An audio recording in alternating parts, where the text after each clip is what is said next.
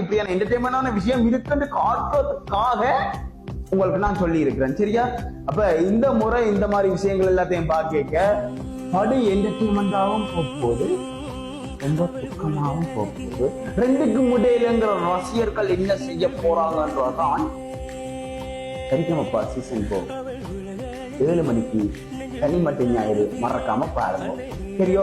அப்ப நீங்க எல்லாருமே மறக்காம பாருங்க. இந்த இடத்துல வந்து எல்லாருக்குமே மிகப்பெரிய வாழ்த்துக்கள். எல்லாரும் வேற லெவல்ல போட்டி போட்டு வேற லெவல்ல இருங்க. அதே மாதிரி எங்களுடைய அருள்னி எப்பவுமே வந்து நான் வீடியோ கேட்டு அருள்னியை பத்தி கதைக்காம இருக்குது என்று சொன்னா ஏதோ தெரியாது பிடிச்சு போட்டு அப்படி பிடிச்சு போட்டு அந்த அந்த பொண்ணோட கியூட்டான எக்ஸ்பிரஷன், பாட்டு பாடுற விதம், அது ஒரு என்ஜாய் பண்ணி போடுறாங்க.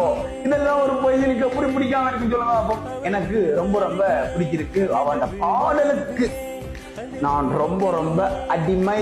அதை